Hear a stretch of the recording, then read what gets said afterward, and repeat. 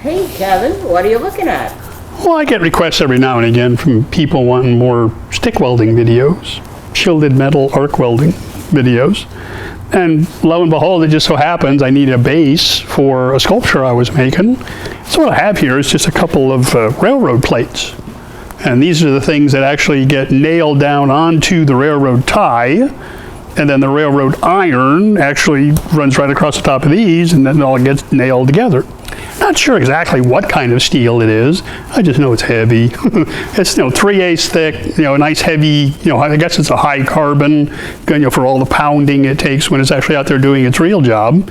So I thought, well, let me just butt these together, weld it down, I'll grind it off, grind it down, flip it over, weld it the other side. I've got my base. I'm sure you guys know I'm really not a big fan of stick welding. I don't do a whole lot of it. But why would I do it with this? Well, because it's 3/8 thick. It's a good heavy piece of plate, and it's good practice. I can have the door open if I want, where the wind can blow through and blow the smoke out of the way, and it gets good penetration. I can really crank this little machine up, get a lot of amps on it, and really get down in there and get a good weld. I'm not gonna have to worry about it coming apart. So to get it ready, I just got out the big 7-inch angle grinder, put a stone on it, get some nice bright shiny metal, pull that stone through there in both directions, get a nice little V to weld down into so I can get good penetration. And then I even left about a 1/16 of an inch gap between the two pieces so I can get way down inside there. Gonna run some 5/32 7018. The machine will only go to 190 amps, so let's fire it up. And the machine in question is this little AHP Alpha 160 ST. A little stick welder, a little scratch start, or lift start TIG welder in there. We're just going to use the stick welder on. Got it cranked all the way up to 160 amps. Let's make some sparks.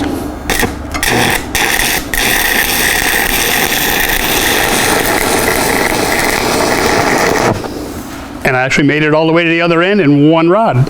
Let me get my hammer.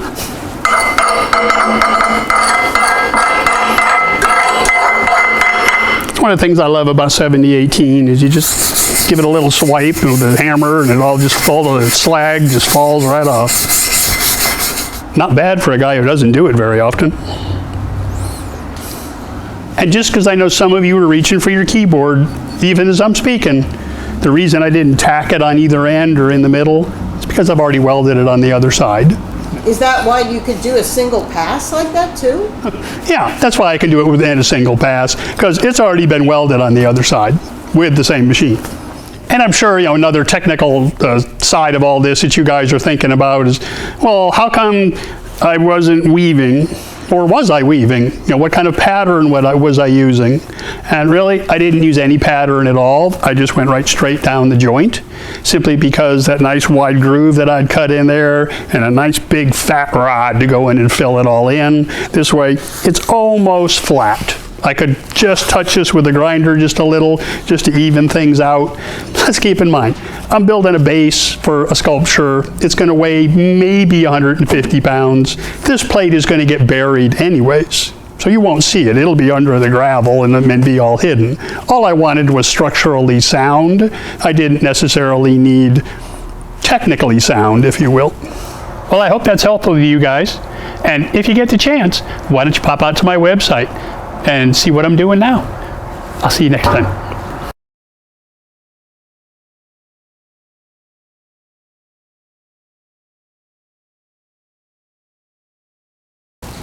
And just from the technical side of it, because I'm sure some of you are